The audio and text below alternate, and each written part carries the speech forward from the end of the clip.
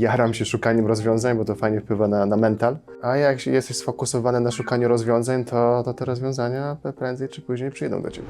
Różnica między mną wtedy, ten 2018, a ja teraz 2024 jest taka, że ja chcę być drogi. Dla mnie to jest największy komplement biznesowy, że ktoś mi powie, stary, ty jesteś drogi. Wiecie, co ja zauważyłem? Bo na początku, tak jak wspominałem, opiekowałem się tymi młodymi chłopcami, którzy nagle z Afryki pojawili się w Europie. Samotność między innymi, ale pewnie w szczególności było tym, co zabijało ich performance na treningach. Myślę, że rozmawiamy o największych przedsiębiorcach w Polsce, o tych najbogatszych Polakach, o tych najbardziej rozwijających, najbardziej dynamicznie rozwijających się polskich przedsiębiorstwach, które skalują swoje biznesy za granicą już w Europie są i chciałyby, gdzie mają wejść. No to Afryka jest teraz idealnym rynkiem.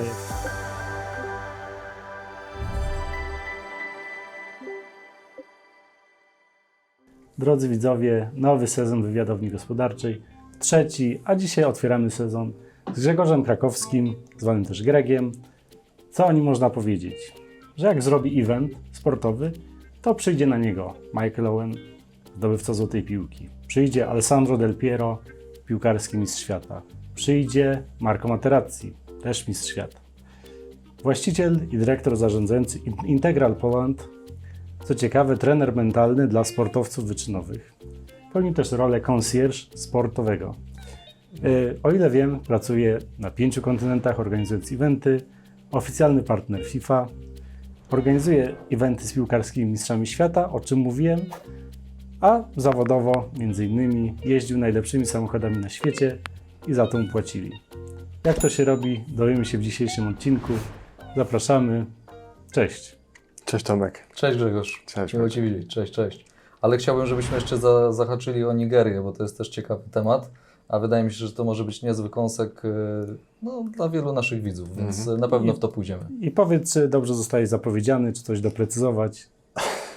Dobrze się słucha takich zapowiedzi, bo jak jesteś, patrzysz z perspektywy siebie, to nigdy tego ogółu siebie nie wyłapujesz, starając się być skoncentrowanym, wiesz, na tu i teraz i na danym temacie, który robisz. Więc ego się jara, kiedy słyszysz tyle fajnych rzeczy o sobie, to są fajne rzeczy i wszystko, co powiedziałeś, jak najbardziej trafia w punkt to, co robię i to, czym się zajmuję. Czyli research dobry, na tym Brawo, well done. Dobra. Na początek well done. Zobaczymy jak dalej. Możemy zacząć od pierwszego pytania, bo jakże inaczej. Kim chciałeś być jako młody chłopak, nastolatek i czy to marzenie, ten plan pierwotny się spełnił? Jako nastolatek, w tych wczesnych fazach bycia nastolatkiem, ja chciałem być piłkarzem i podobno papiery na to były, aczkolwiek mental, jak się później okazało, jak później zrozumiałem, mental nie dojechał i mając 13-14 lat skończyłem grać w piłkę. Gdzieś ból w tym był, że nie grałem, bo kochałem grać w piłkę, ale to się jednak nie wydarzyło. Miłość do sportu pozostała. Stąd pewnie studia o kierunku wychowania fizycznego.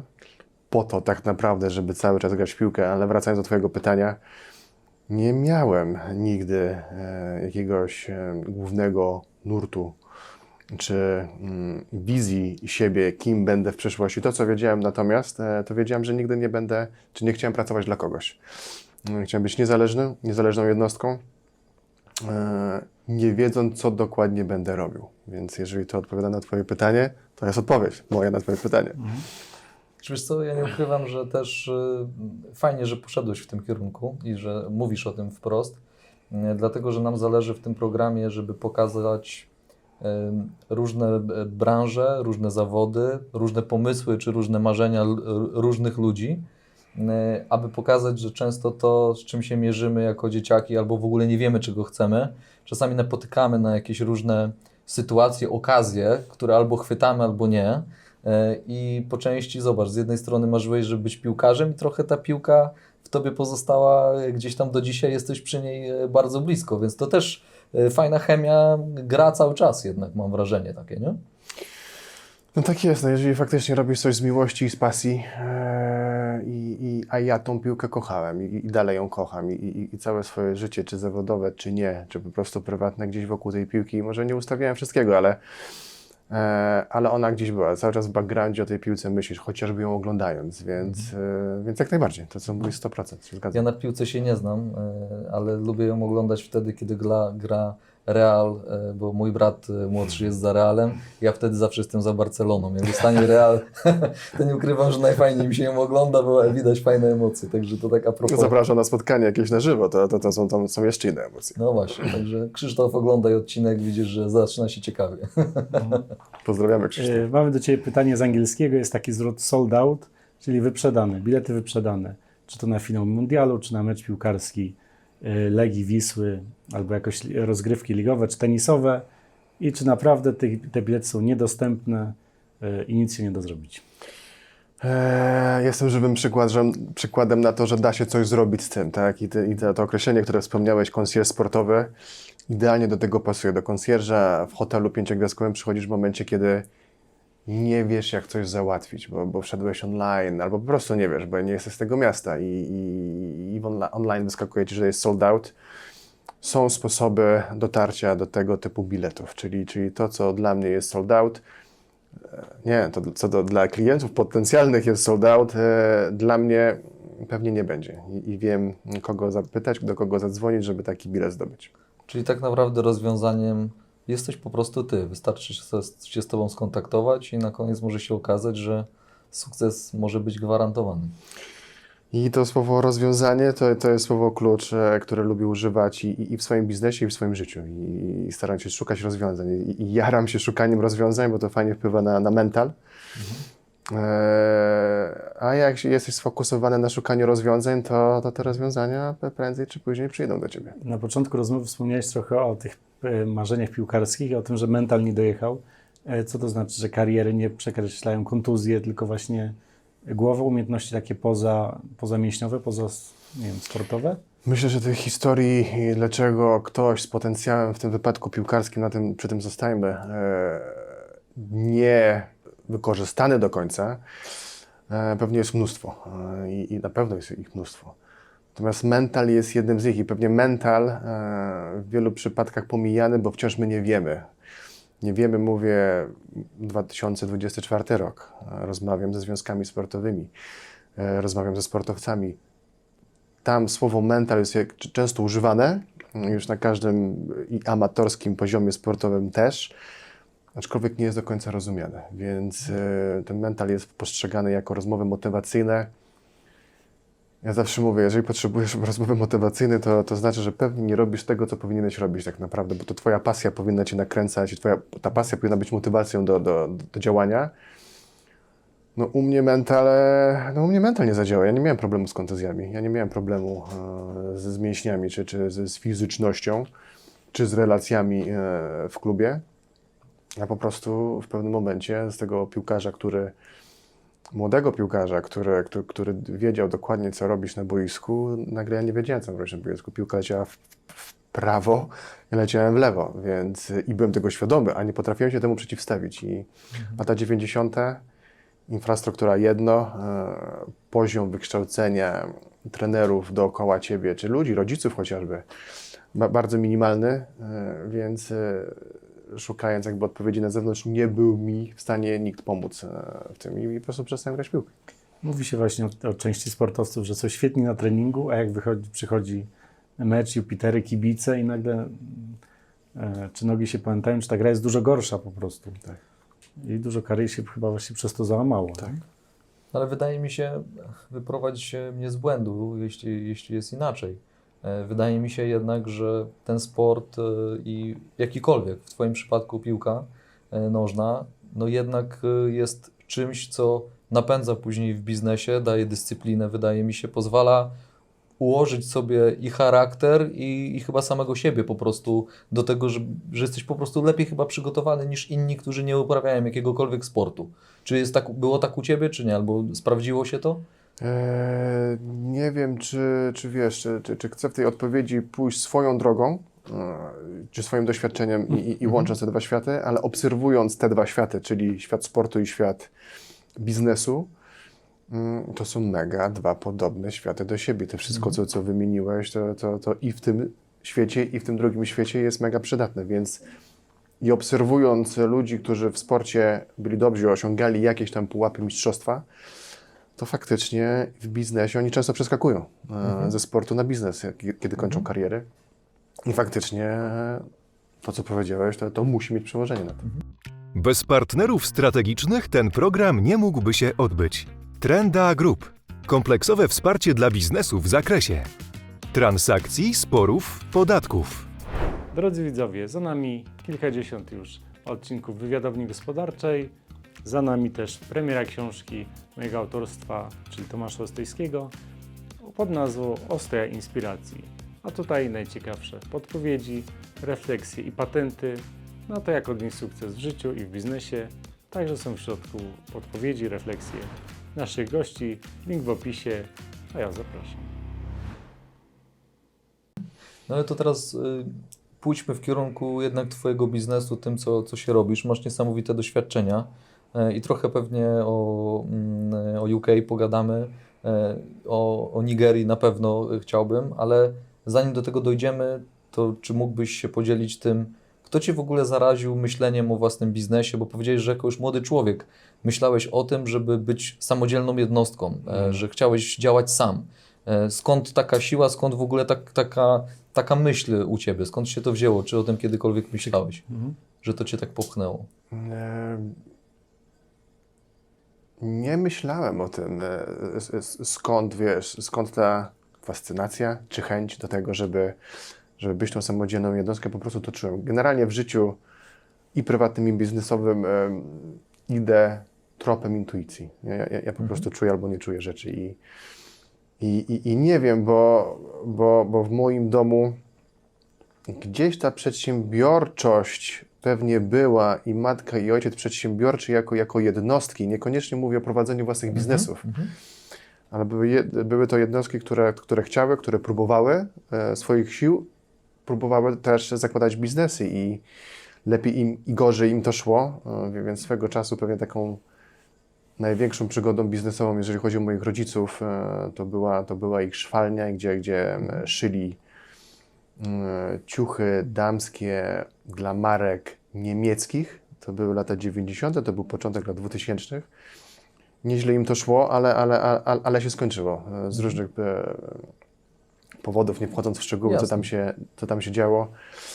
Gdzieś ten biznes musiał być zamknięty, więc na pewno ja obserwujący to, na pewno tak na żywo teraz wracając do tych swoich doświadczeń, do tego, co powiedziałem, moi rodzice starali się, oni szukali nowych pomysłów na siebie cały czas, więc pewnie ja jako to dziecko obserwowałem to, więc no, wiadomo, dorastając rodzice są tym, z kogo czerpiemy swoje doświadczenia, swoje myśli. Więc to pewnie stąd wychodzi. To jest taka ciekawa retrospekcja, nawet teraz sam ze sobą robię. No, nas to po prostu zwyczajnie ciekawi, tak? Bo masz niesamowite doświadczenia i może... I takie bardzo niszowe. Bardzo. Czyli ile takich jest osób w Polsce, które robią to, co ty?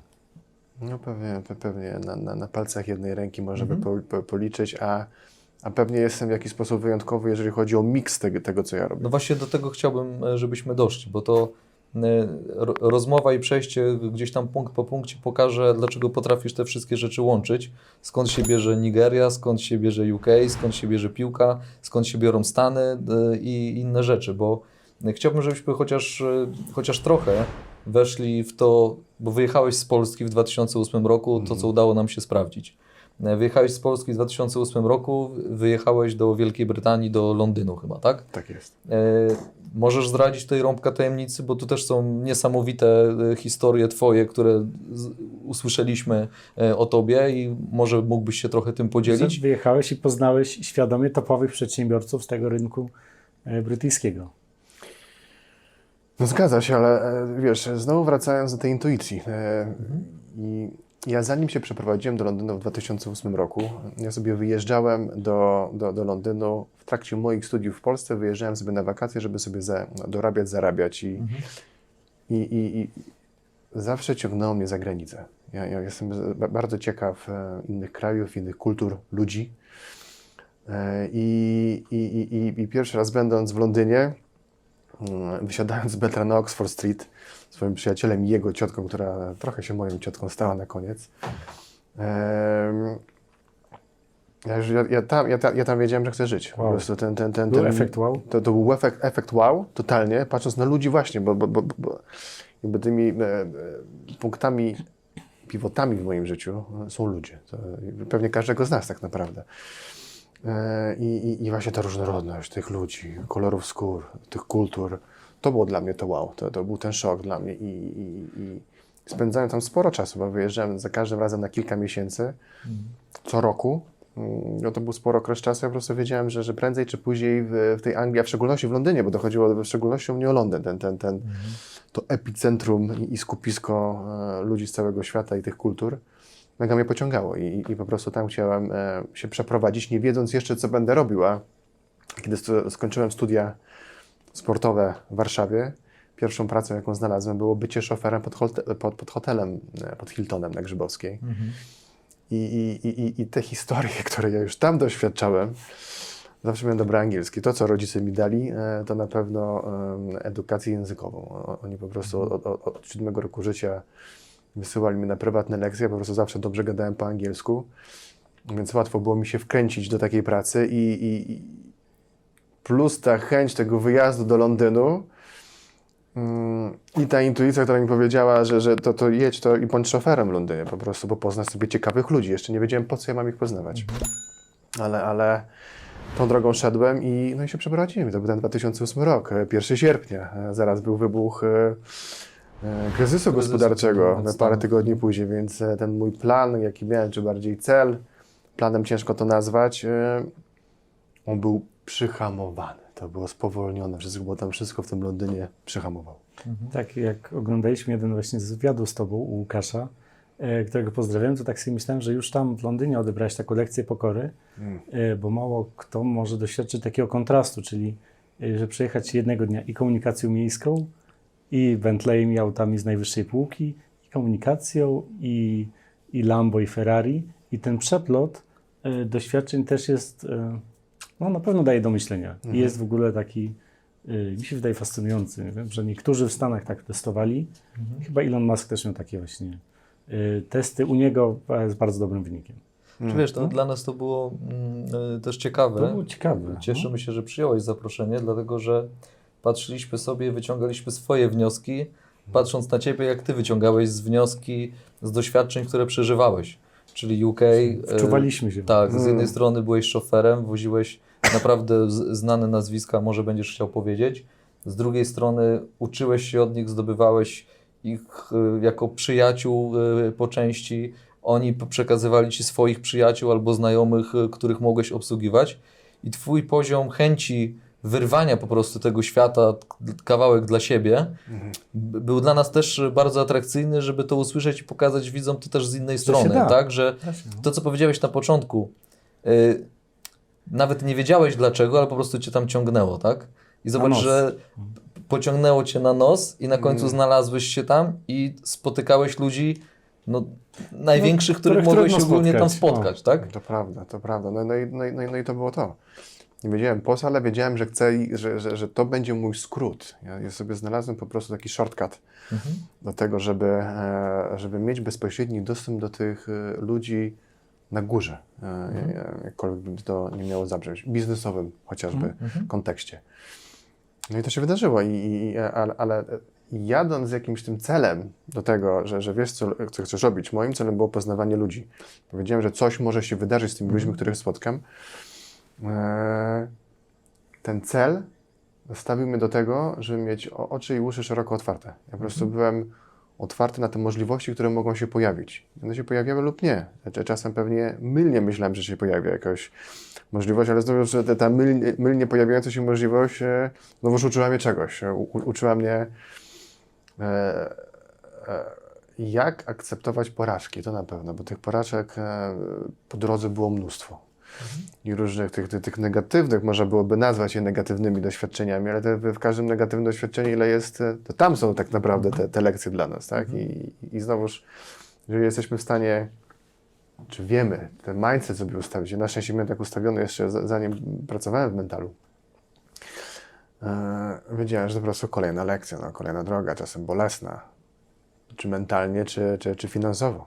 Jak się tego nauczyłeś? Skąd to wiedziałeś? To po prostu też znowu była intuicja, czy po prostu się nie poddawałeś, szedłeś czy dalej? nasiąkanie ludźmi o już innym mentalu? Może to jest to? Wiesz, no, to co bycie szoferem otwartym, tak jak wspomniałem, nastawionym na wyszukiwanie czegoś, potencjalnego klienta, partnera, przyjaciela, więc wsiąkałem tym mentalem ludzi z całego świata, no bo poznajesz ludzi w Londynie z całego świata, wiadomo, ci, którzy tam mieszkają, plus ci, którzy tam przylatują, plus Brytyjczycy mieszkający gdzieś za granicą. Więc po pierwsze, ja chciałem być jak oni w pewnym momencie. Wożąc tych ludzi, którzy albo cały czas latają, albo mieszkają za granicą i też często latają, ja chciałem po prostu doświadczać tego, co oni doświadczają, a nie być tylko tym elementem, trybikiem w tych ich podróżach biznesowych czy leżerowych. Ja zawsze też byłem ciekawy ludzkiego umysłu. Ja też pamiętam ten moment i chyba może to było to tak naprawdę, myśląc sobie teraz na gorąco. Ten mental, ten piłkarz, ten nagle biegnący w drugą stronę od piłki, będący tego świadomym, więc widziałem, co się dzieje. Jak silne, jaką moc ma umysł, niekoniecznie mówię w pozytywnym kontekście, tylko w tym negatywnym, który później ma tak jakby pozytywny wydźwięk. Jak to złapiesz, więc ten umysł i mózg to była moja jakaś tam fascynacja. Ja się po prostu dużo uczyłem sam, dużo o tym czytałem, więc może to stąd wynikało. Trochę mnie też ciekawiło pytanie o tych sportowców, bo poznałeś wielu sportowców też z topu.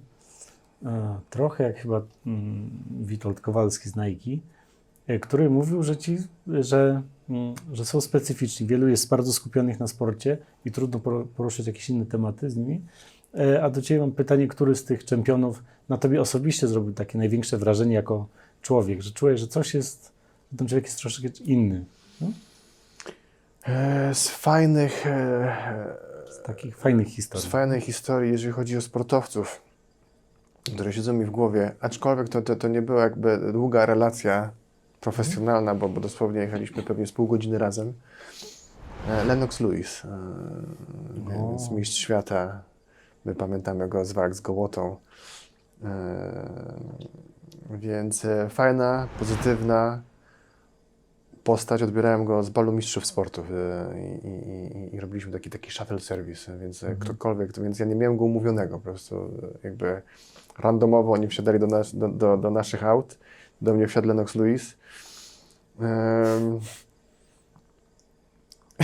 Zapamiętałem tak naprawdę tą przygodę z tego, że w Polsce był moment taki, że mówiono o tym, że jest gejem.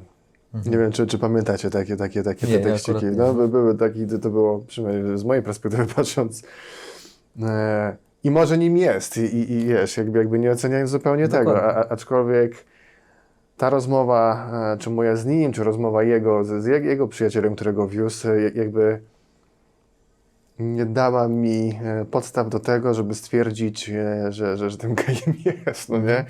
Więc dużo z takich rozwojowych rzeczy jakby nie wyniosłem z tej podróży, bo mało takiej rozmowy mojej z nim było.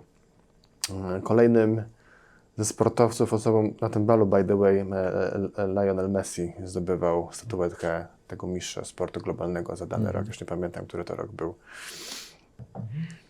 Więc wiozłem też Scotta Parkera. Przemiła postać. Przemiły gość. Taki bardzo approachable, powiedziałbym po angielsku. I przepraszam, że angielskie słowa wrzucam, ale część... Twoja druga natura już. To jest moja druga natura i część słów ja się uczyłem po prostu po angielsku, więc ja później po polsku musiałem się uczyć tego, czego nauczyłem się najpierw po angielsku i z automatu mam po angielsku mi słowa wchodzą. Bardziej często szerzej określają coś, nie? Bo trzeba powiedzieć 3 słowa, a tam tak, wystarczy tam jest jedno. jedno słowo, tak. Więc czasem jest po prostu łatwiej angielskie słowo użyć. Więc to była bardzo fajna postać, którą wiozłem. Versus to, co ty mówiłeś, że ciężko dostępnie albo ciężko mówić o czym innym. Mogliśmy sobie porozmawiać o czymkolwiek. To zobacz, wożąc i wielkich tuzów biznesowych i sportowych, Czy to w jakiś sposób dalej Cię napędzało i stwierdzało, że dobra, w pewnym momencie przestaję wozić ludzi, robię coś innego? I dlaczego tak się stało? Dlaczego przestałeś? Wiesz co, to często nie ci, których znamy z tych pierwszych stron gazet czy ekranów teraz, jakby byli tymi pivotami. To fajnie powiedzieć o Lennoxie Lewisie, fajnie powiedzieć o Scottie Parkerze. Oni nie byli pivotem w moim To życiu. nie był game changer. Tak, to nie był game changer, to jest fajnie o tym powiedzieć, bo to fajnie brzmi, bo to jest medialne w takim wypadku. Aczkolwiek to ci w cudzysłowie zwykli ludzie, o których nie wiemy, że są, a są tu z nami biznesu, to oni byli pivotami i jest taka postać, którą serdecznie pozdrawiam, pomimo że pewnie nigdy tego nie obejrzy. Mr. Barry i z Mr. Barrym kolejna robota. Jeden z 1000 przedsiębiorców czy wysoko postawionych w tych topowych międzynarodowych korporacjach ludzi wsiadały do mnie do samochodów i nigdy nie wiesz, czego się spodziewać, bo czy tu za sportu, tu za biznesu, każdy człowiek i tak jest inny. To tam ciężko, jakieś pewnie wspólne mianowniki wiadomo, że można znaleźć i możemy postarać się ich poszukać, ale każdy jest po prostu Nie jest osobą. to jeden model. To nie jest jeden, absolutnie i nigdy nie wiesz, na kogo trafisz. To było piękno mojej roboty, że po prostu widziałeś imię, nazwisko kogoś, czasem widziałeś firmę, dla której pracuje, ale nie widziałeś jego stanowiska, czy to jest jakiś tam rzędowy pracownik, czy CEO, CFO, czy prezes. I taki mógł być ciekawym człowiekiem i tym punktem pivotowym w twoim życiu tak naprawdę, nie? W momencie, kiedy przeskakujesz na inne auta i wozisz, w moim przypadku to była S-klasa, i tą S-klasą zaczynasz wozić ludzi, no to wiesz, że raczej tych rzędowych nie będziesz woził, aczkolwiek to też się zdarzało. I on był jedną z tych postaci takich pivotowych, bo komunikacja z nim, ta otwartość, to bycie, pomimo że był CFO największej medialnej czy mediowej grupy na świecie Omnicom, znowuż approachable, na maksa approachable osoba, taka down to earth, idąc tym frazami angielskimi. I później, kiedy już zmieniłem tę swoją drogę życiową, profesjonalną, czyli z bycia szoferem i z gościem, który posiadał firmę szoferską i concierge zresztą też, to była jedna z pierwszych osób, do której zadzwoniłem, żeby po prostu powiedzieć mu: słuchaj stary, bo on się stał się podczas jednej podróży godzinnej stał się znajomym dobrym, którym zaczęliśmy się odzywać do siebie i umawiać się na piwo. I on prosił za każdym razem, kiedy potrzebował kierowcę, to prosił o mnie, żebym mógł pod niego podjechać, bo po prostu Mieliście flow. Mieliście flow. mieliśmy flow i to jest to, a w tym biznesie to potrzebujesz złapać flow, nawet jak się nie odzywasz, w ogóle nie gadasz, ale i zaufanie, i komfort przebywania z daną Płynność osobą. jazdy. Nie? I płynność Co do jazdy, ceny. tak, no byli. Miałem takiego taja pewnego, pewnie poszukiwanego zresztą różnymi listami. I on nie znosił momentu hamowania. Tam jak hamowałeś z nim, musiałeś... No nie mogłeś... Nie mógł czuć tego. On nie mógł tego Jak w momentu, dobrej windzie, tego nie? dosłownie. Płynnie musiałeś zahamować. W automatach to nie jest takie łatwe. Plus ten stres, bo wiesz, że czego on oczekuje. I presja sobie rośnie. I leci presja. Jest No, na ciężej. drodze nie jesteś sam, nie? Tak, Wariatów czyli nie jest brakuje. presja, czyli jest stres, czyli odcinamy dopływ krwi i dostęp do zasobów, więc robi się automatycznie ciężej. Więc tak, więc te osoby, które nagle wsiadają, nieważne kim są, może ważne kim są, ale nigdy nie wiesz, kto będzie pivotem w twoim życiu, reasumując. Wspomniałeś też nawet o tym, o czym nie każdy wie, czy może mało kto wie, że nawet przy samochodach flagowych jest pewna gradacja. Mercedes E, BMW 7, ale Mercedes S, nie robiąc reklamy, to jest taka perła w koronie, zgadza się? Benz is Benz, albo po polsku mówiąc, bez gwiazdy nie ma jazdy, więc jak masz S-klasę w tym biznesie, wiesz, że to jest to auto numer 1. Nie? I oczywiście możemy pójść wyżej, możemy pójść w te Bentleye, Range Rovery i Rolls Royce'y, aczkolwiek ci klienci z tych S Bentleyów i tak, to i tak oni używają pewnie S-ek na co dzień. Nie? Czy mogą używać, bo to jest już ten najwyższy poziom. No i też jest to piękne w takim UK, w Stanach tak samo. To jest u nas może sobie de facto kupić każdy tą S-klasę, nie? I to obojętnie kto co robi, idzie, bierze leasing. Tam jednak jest to pewien status i nikt, kto zarabia średnią jakąś tam może wyższą krajową, nie bierze sobie wyżyłuje się leasingu na eskę, za nie? 90% swojej pensji i jeździ tym samochodem, tylko de facto to oznacza faktycznie poziom. Tam jest to poukładane, tak jak strefy, tak samo po prostu każde Jak cię narzędzia. spokojnie stać, Tak, to no to po prostu to faktycznie oznacza pewien status takich usług, no i okazuje się, że się potwierdza to w ludziach, których spotykasz i ludziach, którzy korzystają z tego typu usług, tak? No, zgadza się. To, co obserwuję, porównując te dwa rynki, polski i angielski, jeżeli chodzi o szoferski rynek, tam w Wielkiej Brytanii czy w Stanach, tam jest świadomość używania tych szoferów. Oni wiedzą, po co się ich używa i dlaczego płacisz te duże pieniądze za przejazd z A do B czasem, tak? Versus Uber. I w Polsce tego jeszcze nie ma, no bo jakby nigdy ta potrzeba nie była stworzona, więc mało było tych doświadczeń. Oczywiście jest, to działa, ten rynek szoferski się w Polsce Rośnie rozwinia. chyba. Tak, obserwuję to, mam wielu partnerów, z którymi współpracuję tu w Polsce i dzielimy się doświadczeniami, ale wciąż podczas tego dzielenia się tymi doświadczeniami to jest gdzieś na końcu, że wciąż nie ma tej świadomości, dlaczego ja jako przedsiębiorca, powiedzmy, którego stać wydać 300, 400, ilekolwiek złotych versus 50, 60 zł, nie wiedzą, nie rozumieją, dlaczego mogliby to używać. No właśnie. No a czy w tej kwestii, czy w tych Twoich doświadczeniach szoferskich chciałbyś coś jeszcze dodać, bo chciałbym pójść po prostu dalej i chciałbym, żebyśmy To zrobili... ja jeszcze o coś dopytam i To wtedy śmiało. to, co mnie zaciekawiło, bo mówiłeś o tym, że różnych ludzi spotykałeś, czasami trudno było przewidzieć. Nawet to, że bokserski mistrz świata i zabijaka potrafi być miły, sympatyczny, serdeczny, a pewnie przy kimś, kto ma taki PR serdeczny, mogło być zupełnie odwrotnie, nie? To, że Lennox Lewis może być w ogóle sympatyczny, otwarty, no nie każdy chciałby się nawet z nim zamknąć w zamkniętym pomieszczeniu, nie? I przeżyć. Tak, super fajna osoba. Nigdy nie wiadomo kto. No. No. No to słuchaj, to jednak to UK jako młodego chłopaka przewróciło Twoje życie trochę w innym kierunku i jednak w tym, którym chciałeś, bo Cię coś pociągnęło tam. Popracowałeś tam, zdobyłeś fajne doświadczenie, poznałeś fantastycznych ludzi.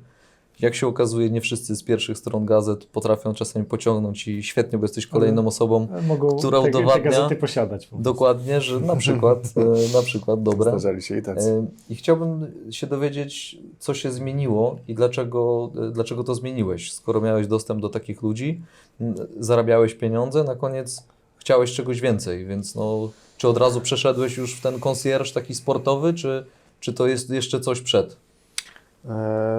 To było po drodze, więc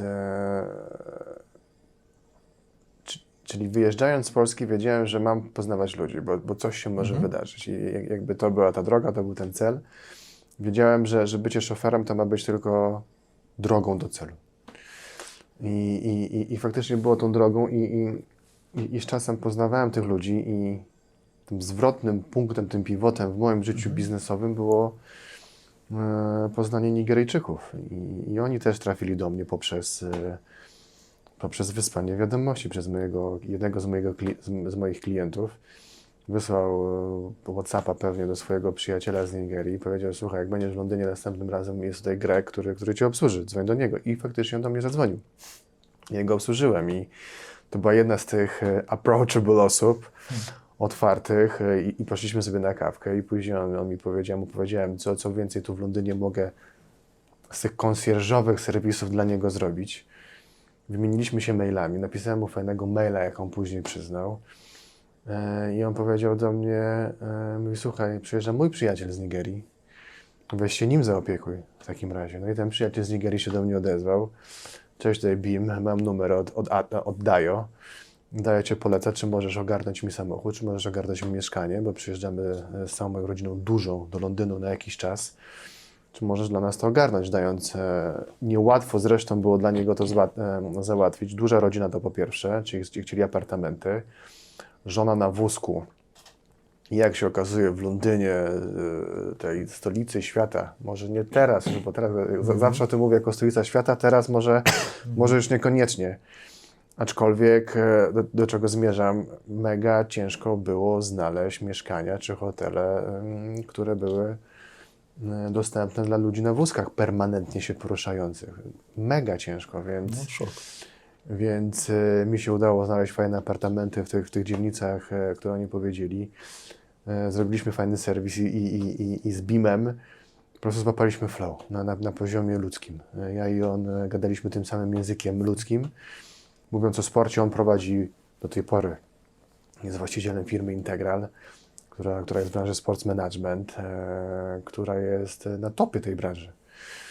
Wiele ciekawych różnych rzeczy robi, ale wciąż ja byłem bardziej od obsługi jego klientów z Nigerii, którzy pojawiali się w Londynie i którzy potrzebowali transportu naziemnego, którzy potrzebowali mieszkań, hoteli i tak dalej, różnego rodzaju usług concierge. I ja to robiłem, bo mi to sprawiało przyjemność i łatwość. Mnie to rozwijało zawodowo i poczułem tam chemię, że ja bym chciał robić ten sports management, ja bym chciał robić, a to ukończyłem, ja w ogóle skończyłem, mam dyplom ze sports management. I robiąc ten dyplom z tego sports management, ja nigdy się nie spodziewałem, czy nie chciałem pracować. Nie widziałem siebie w tym zawodzie, może oprócz jakichś tam małych aspektów. I nagle tam jestem, nagle zaczyna mnie ten świat fascynować, świat biletów VIP-owskich na wydarzenia sportowe, świat mistrzostw świata, czyli znowu już to, co na samym początku rozmowy mówiliśmy.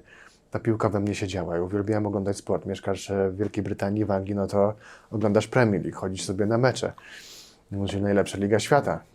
Od nich się wzięła piłka. Od nich się wzięła piłka, więc i nagle jesteś blisko możliwości spełnienia marzeń dla ludzi, którzy chcieliby się znaleźć na tych mistrzostwach świata, na tych meczach Premier League czy innych sportów.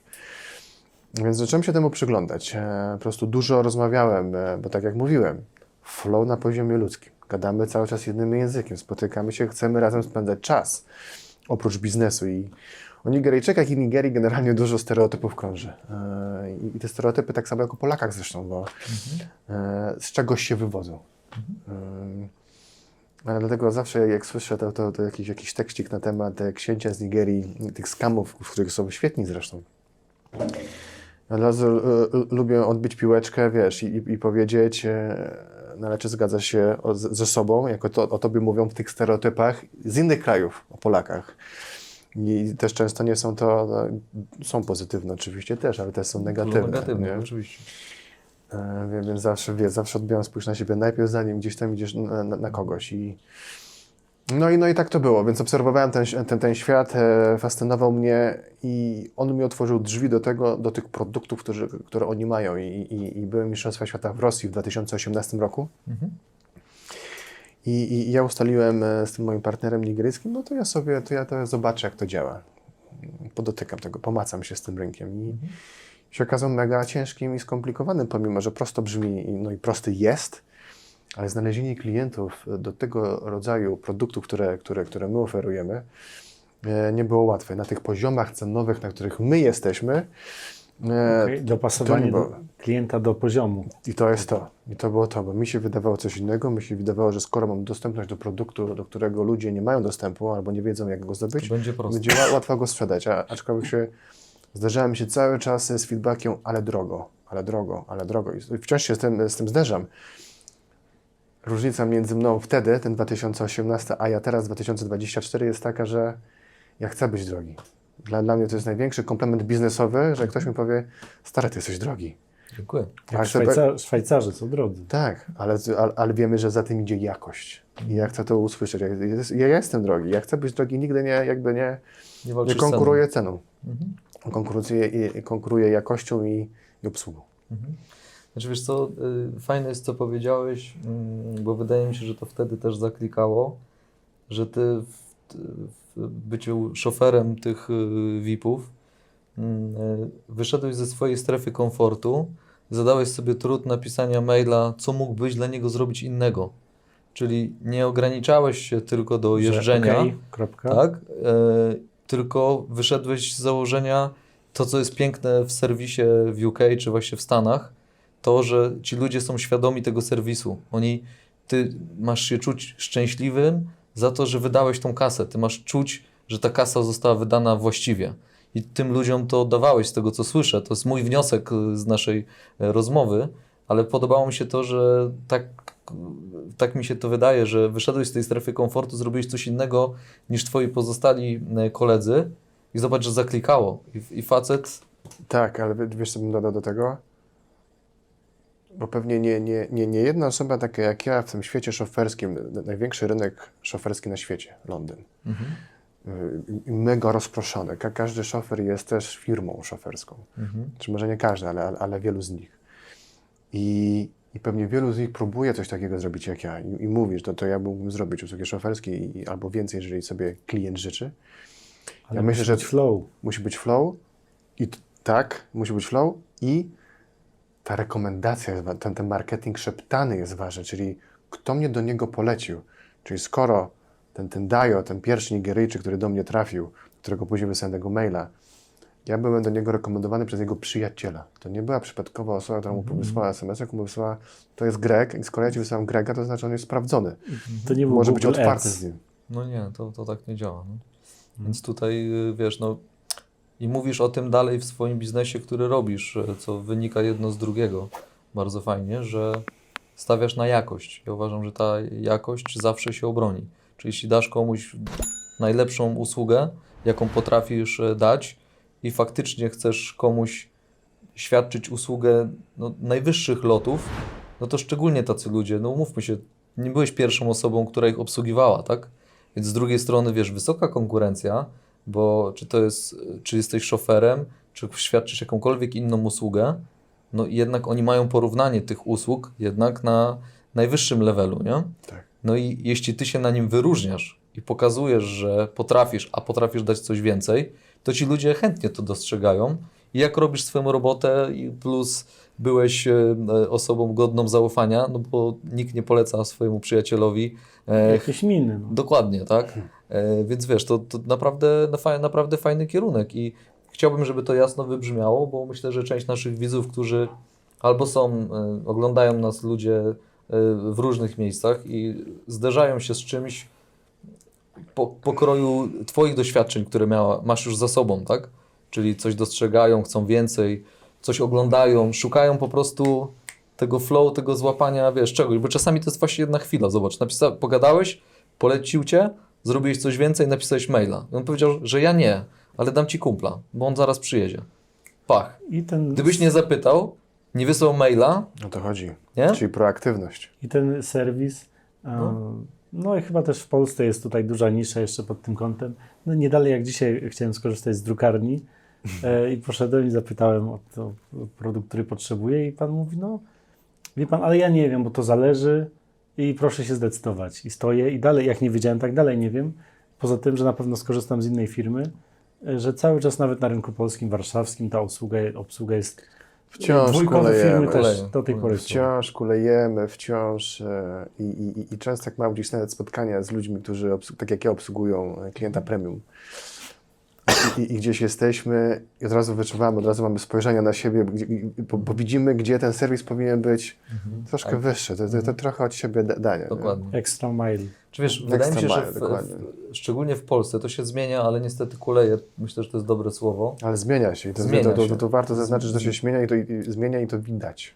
Wiesz co, tylko smutne jest to, że jednak wciąż obojętnie do jakiego sklepu nie wejdziesz, już pomijając premium, to jednak ty musisz zasłużyć na tą obsługę. Ty musisz się ładnie ubrać, ty musisz być po prostu godnym obsługi jakiejś osoby. Problem, wydaje mi się, leży w tym, że część ludzi, którzy obsługują, nie zdają sobie sprawy, że ten klient potencjalny, który wchodzi, to jest ktoś, kto potencjalnie pozwala ci, żebyś zjadł sobie dzisiaj ciepły posiłek. I może wyglądać niepozornie, ale to... I to jest problem tak, chyba, wiesz? ale to jest Że dzięki temu człowiekowi ty masz co jeść. To jest, wiesz, to jest znowu mindset, nie? To jest znowu... Plus nie wiemy świadomość. teraz, kto jest kim. Już patrząc na szatę, tą zewnętrzną, na ciuchy człowieka, nie wiemy, kto ma pieniądze, a kto nie ma. Bo Dokładnie. to może być zupełnie odwrotnie, niż nam się wydaje. Tak.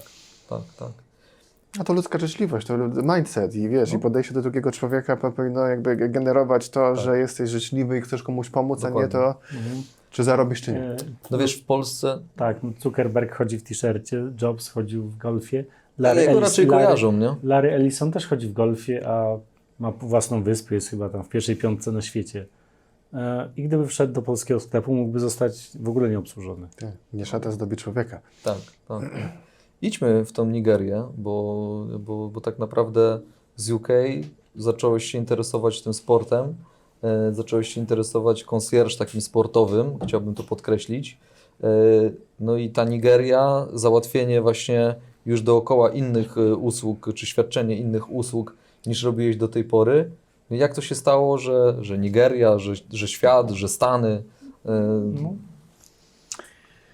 Wiesz co, jeszcze wracając na chwilę do Londynu, były dwie nacje, które do siebie jako Polak, wiadomo, jako pewnie moja osobowość, ale nie przez przypadek rzucam tego Polaka w tym kontekście. Były dwie nacje, których do siebie przyciągałem. I jedna z tych nacji to Włosi, a druga z tych nacji to Nigeryjczycy. Ludzi z całego świata poznawałem jak najbardziej i też byli fajni i był flow, ale to jednak Nigeryjczycy i ci Włosi byli powtarzalnością pewnego rodzaju w moim życiu. Zawodowym, później osobistym, bo może właśnie to jest to.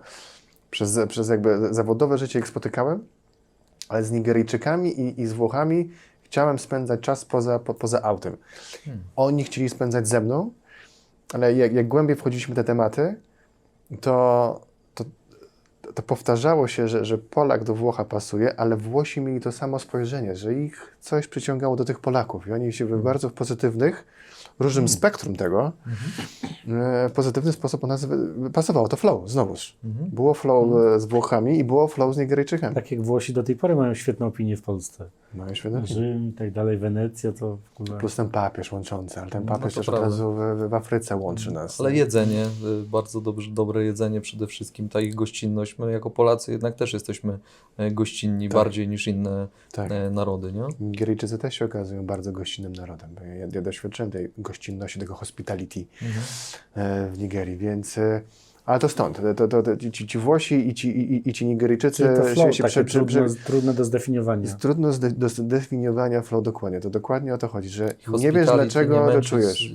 Nie myli z tym zdrowia. No. Nie Z myli ze medycyną. szpitalami, tak.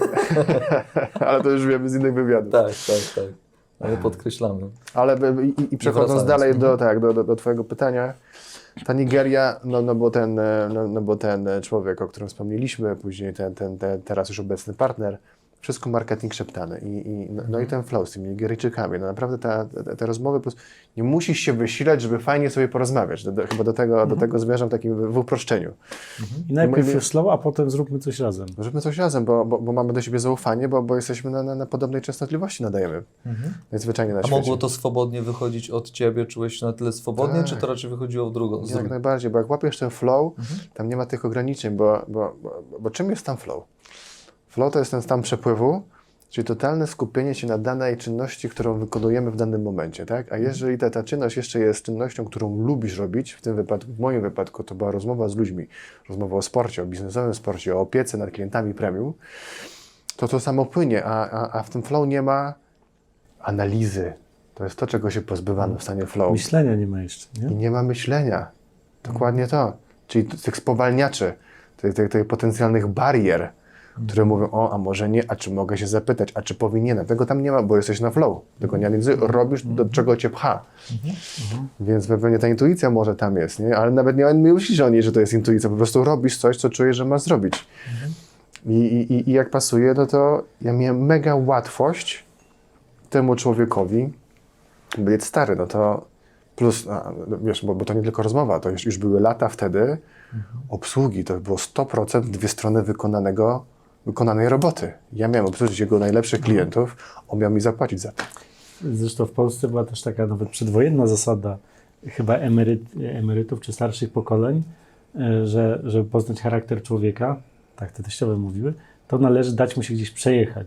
I na podstawie tego, w jaki sposób prowadzi, kieruje, reaguje, można ocenić, oszacować charakter. Jestem przekonany, że to prawda, a się okazało, że to Fajne. jest reguła, która ma z Też 80 pamiętaj, że albo 100 lat. W tamtych czasach nie każdy miał samochód. Nie każdy Więc miał, jak ale jeżeli ktoś ktoś miał- już miał, to widać charakter, czy płynny, Ale czy... fajne, ciekawe, bo nie słyszałem o tym, ale jak najbardziej się z tym Przepraszam, nie zgadzam. kawałek i po prostu Tam od człowiek razu się- widać, bo widać od razu reaktywność człowieka i jego reakcji, zachowania i super to jest. No też fajnie widać, że I wiesz... może twój charakter też na tej podstawie tak Jak najbardziej. szacowali. Ja zresztą nie? jeszcze tylko tutaj wrzucę jedno słówko na temat mentala. Jak pracuję z ludźmi nad ich mentalem, to często ten samochód, tą analogię do jazdy samochodem używam i tam, żeby tam można było inaczej. Tam najlepiej jest trenować techniki mentalne, które daję swoim klientom. Tam jest najlepiej trenować. W aucie. W aucie, bo tam jest charakter, tam jest tyle sytuacji na drodze, które mogą się wydarzyć niespodziewanych, w których reagujemy, bo mamy zbudowany swój system reakcji jakiś tam. Przeważnie chcemy być gangsterem i tam Dokładnie, pokazywać tak. innym, jak to jest. Nie wszyscy oczywiście, ale część. Ja tak miałem i jak się uczyłem technik mentalnych, to się tego pozbyłem. Teraz to inni pasażerowie moi, oni reagują za mnie. Oni mówią, jak to... A ja mam luz. Ja po prostu robię to, co mówię, robię to, co muszę, żeby było bezpiecznie w trakcie jazdy. No widzisz, no, napatrzyłeś się, nasłuchałeś się różnych ludzi i to, co dla nas jest dzisiaj naturalne, o czym nie myślimy, nie zastanawiamy się nad tym, żeby oddychać, po prostu oddychamy, to pewne rzeczy ty robisz intuicyjnie później w biznesie, nie? Czyli jednak coś w tym jest, że... kompetencje, wiesz, tak, nie wiesz skąd. Tak, że jednak przebywanie z innymi ludźmi, one w jakiś sposób nakładają się na nas, nie? I powodują, że wyciągamy te fajne rzeczy i później o pewnych rzeczach już nie myślisz i z jakiegoś powodu trafiasz na ludzi tego samego pokroju, tak? Czyli zobacz, że łapiesz mental, nagle się okazuje, że spotykasz następną. Ci ludzie sami ci podsyłają już tych ludzi, których sobie sam gdzieś tam po części wybrałeś, o których zawalczyłeś, nie? Tak. No. Nieświadome kompetencje, to jest Nieświadome kompetencje, ciekawe no. stwierdzenie. I to znowuż ja bym pod flow to podpiął. Tam po prostu nie wiesz, a te kompetencje zdobyłeś przez doświadczenia, przez trening, cokolwiek. I w tym stanie flow po prostu to samo do ciebie wchodzi. Może tak być przy kierowcach wyczynowych Formuły 1, Rallycross, inne. Czy Ride Dakar, chyba Rafał Sonik o tym opowiadał, że on potrzebuje rajdu Dakar, bo prowadzi biznesy na dużą skalę przez cały rok, a podczas Dakaru w ogóle nie myśli, bo nie ma czasu po prostu tam te 200 na godzinę przez Nie myśli o muldy. biznesie w sensie. Nie myśli w ogóle, wypaca wszystko, więc potem schodzą toksyny z głowy też, bo nie jest w stanie myśleć po prostu. I chyba też taki flow właśnie osiąga to. No nie masz czasu myśleć, bo się możesz wywalić po prostu i logika Mega ważne. jest przeszkodą. Mega ważne w ogóle, żeby znaleźć sobie zajęcie jakieś, takie, które wprowadza cię w stan flow. Czymkolwiek ono jest, może być najbardziej trywialne, ale daje sobie człowieku trochę luzu właśnie tego myślenia. To wiosną u nas będzie psycholog chyba lubiany i znany, pan Miłosz Brzeziński, który mówi, że najbardziej szczęściodajne zawody to są takie polegające na dłubaniu. Jakieś rzemiosło, skubanie, tam szorowanie samochodu i że to człowiek potrzebuje po prostu, żeby mieć taki swój świat dla takiej równowagi psychicznej, emocjonalnej. Mega Często ważne. praca fizyczna daje spokój psychiczny, jakby nie było, nie? Absolutnie. No ale idąc w dalszych twoich kierunkach, żeby dojść do momentu, w którym jesteś obecnie, to czyli co, ci Nigeryjczycy zmienili w ogóle? To był właśnie ten pivot, o którym ty mówisz? To był pivot zawodowy na pewno. To było otwarcie drzwi do tego świata, o którym jakby ja poniekąd w nim byłem, w obsłudze tego klienta premium czy ultra premium. Ja na tym zęby zawodowe zjadłem, aczkolwiek ten świat tych biletów VIP-owskich, tej obsługi, możliwości czy drogi, jak te bilety zdobywać, to było dla mnie mega fascynujące. I ten concierge, concierge jest od tego, żeby zdobyć to niemożliwe, ten sold out. Na początku wywiadu wspominany. A ja uwielbiam wyszukiwać co niemożliwe, uwielbiam... Jest frajda z tego. No jest na maksa, jest spełnienie, załatwienie czegoś, czego ktoś na takim stanowisku, Nie może z mieć. takim statusem, nie może sam Nic. zdobyć, nie wie jak to ogarnąć, zgłasza się do mnie, ja mu potrafię i to jest takie zawodowe spełnienie na maksa. Lubię wprowadzać zachwyt u ludzi. Po prostu lubię, żeby ludzie się wokół mnie dobrze czuli, lubię się nimi opiekować. Stąd ta moja łatwość, pewnie stąd w tym biznesie w zasadzie jestem, no bo jakby naturalnie to mam. I zacząłem się w tym sprawdzać. Ja zacząłem łapać swoich klientów i te bilety zacząłem sprzedawać. I wiedziałem, że ten czas mnie bycia szoferem doszedł końca. Ja już poznałem tych ludzi, których ja chciałem poznać, których miałem poznać, bo nie wiedziałem, kogo chciałem poznawać. I w międzyczasie już dużo jakby świadomie uczyłem mentalu. Ja już korzystałem z usług trenera mentalnego w UK. No i on mi powiedział, stary, no, jeżeli chcesz robić to, co chcesz robić, ja chciałem robić mental, plus jakby przeskakiwać, skończyć się z szoferką, robić mental, pomagać ludziom, plus inne wyzwania zawodowe sobie wprowadzić w życie, że no to musisz skończyć z tym, co robisz w takim razie, skoro chcesz iść tamtą drogą. I to nie było łatwe, bo to było 10 lat bycia szoferem, to było 10 lat, gdzie każdy dzień był inny. I to było 10 lat kreowania biznesów, przyciągania klientów. To było 10 lat fajnego lifestyle'u, i którego musiałem, znaczy tak mi zasugerował, a ja sam o tym wiedziałem, musiałem sam podjąć tą decyzję, bo to chodzi o podejmowanie decyzji. I przyszedł ten dzień, w którym ja wiedziałem, że jest znowu intuicja. To był mega głośny głos w głowie, który mi powiedział, teraz. To miałeś teraz trochę fuksa, miałeś przy tym trochę fuksa, bo w czasie, w którym inni Polacy zwiedzali bary, ty poznałeś pana Barego i trochę się też życie zawodowe zmieniło i niewiele osób miało taką okazję. No i czym jestem fuks, nie? Czy Albo fuks, miało. Czy fuks jest fuksem, czy Tylko przyciągamy nie fuksa do zdecydowali, siebie? tylko nie zdecydowali, tak? No bo widzisz, poszedłeś, Fuks chyba to szukał... można kreować sobie, tworzyć. No szczęście sprzyja lepszym podobno, no ale to decyzje na koniec powodują, że idziesz w dalszym kierunku po prostu, nie? Odcinasz coś grubą kreską, fajny etap, dużo rzeczy się nauczyłem, ale chcę iść dalej, tak? No i zakończyłeś to i zaczął się konsjerż taki już sportowy, typowy, czy nie? Już te bilety... Wiesz co, zakończyłem to, odciąłem grubą kreską i to oczywiście to też był proces wielomiesięczny. Odcinanie swojego byłego już wtedy, czy jeszcze ciągnącego się życia zawodowego. I ja zadzwoniłem wtedy do tego mojego partnera biznesowego, wtedy jakby na innym pułapie z Nigerii, mu powiedziałem, mówię, koniec z szoferką, wciąż będziemy obsługiwali twoich klientów, ale to już nie będę robił ja, to już będą moi partnerzy robili i powiedziałem, może teraz chcę pracować z tobą, bo wiesz, że to pasuje, wiesz, że to działamy, więc wszystko to, o czym mówiliśmy w tym flow, te rozmowy, które po prostu płynęły i pasowaliśmy do siebie, czuliśmy to obaj. Ja jego trochę postawiłem przed faktem dokonałem i powiedziałem mu, stary, no od dzisiaj Robimy. Czy robimy to razem. I on powiedział, no to robimy to razem w takim razie, bo faktycznie to pasuje. To oczywiście był proces, to mówimy o kilku miesiącach. I gdzie w międzyczasie już podejmujemy tą decyzję, ja już robię pierwszą podróż biznesową do Polski. Pierwsza moja podróż biznesowa, pracując wtedy jeszcze dla Integrala Nigeryjskiego. Czyli ja dla nich byłem człowiekiem, który miał prowadzić ich europejskie biuro z Europy. Oni mieszkają w Nigerii, ja z Europy, wtedy z pozycji Londynu, bo nie myślałem, że będę w Polsce wtedy mieszkał. Miałem prowadzić ich biura europejskie, miałem zacząć opiekować się piłkarzami z Nigerii, młodymi, którzy pojawili się w Europie, rozproszeni po różnych europejskich krajach. Plus miałem szukać nowych klubów i naszą strategią wtedy było przerzucanie, w cudzysłowie, jakkolwiek by to nie zabrzmiało, przerzucanie tego talentu nigeryjskiego, tych 18-19-latków. Taki scouting? To był scouting. Scouting był na miejscu w Nigerii. My nie robiliśmy scoutingu. Ten scouting ktoś robił.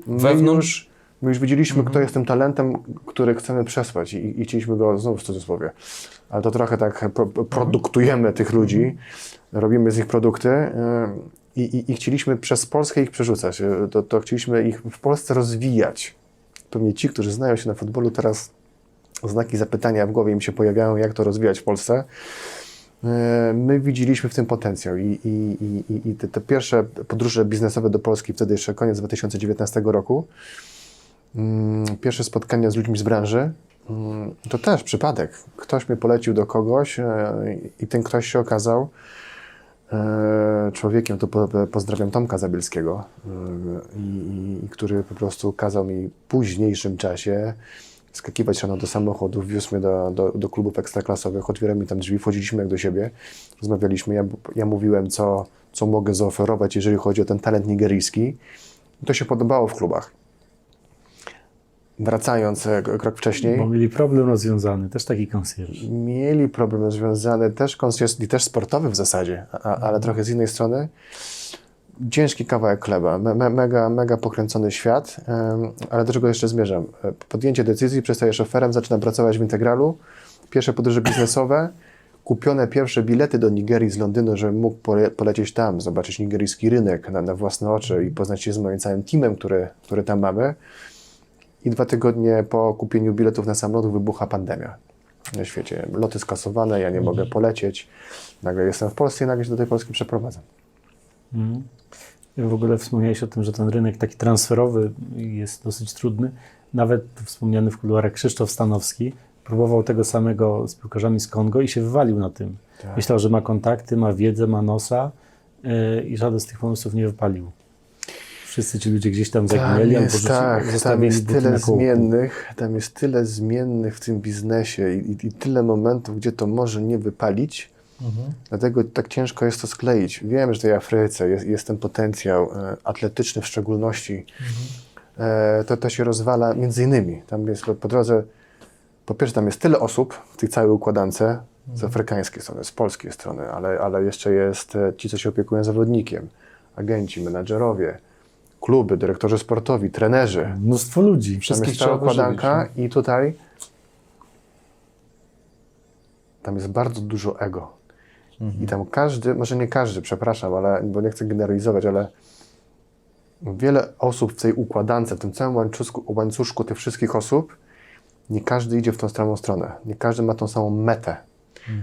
Więc jak ten ciągnie w tą, a ten w tamtą, to ciężko do tej mety dobrać. Więc ja się zawsze zastanawiam i fascynuję tym, jak to deale piłkarskie dochodzą do skutku, jak ci zawodnicy zmieniają te kluby, bo to jest naprawdę ciężki temat i gratuluję tym, którzy potrafią to zrobić. I może być tak, że dasz komuś dobrą pensję, on się zniechęci, bo uzna, że się nadaje do lepszego klubu.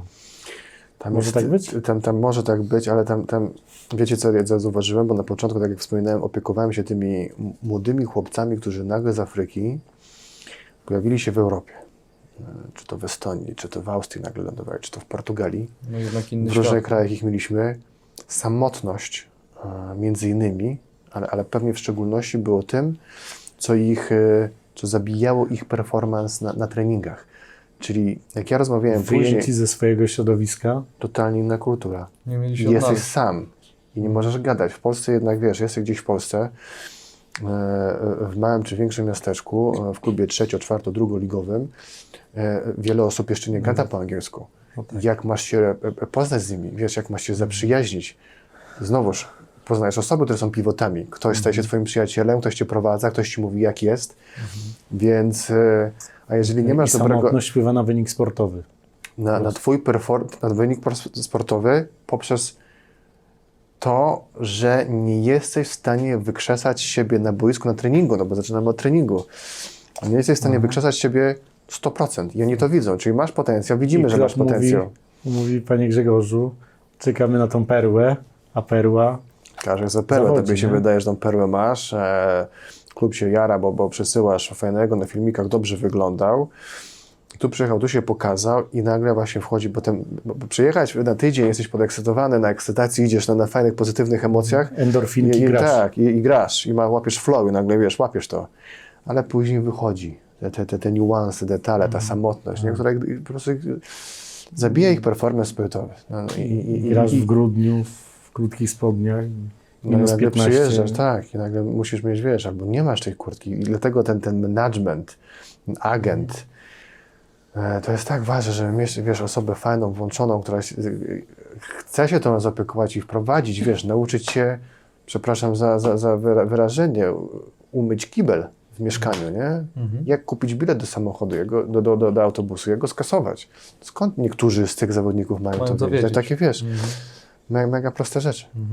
Ale oni chcą czuć tą opiekę, oni nie chcą czuć się sami, bo i później taki rynek polski, czy pewnie większość rynków piłkarskich świata jest bardzo duży. Mega duży jest. Może jest.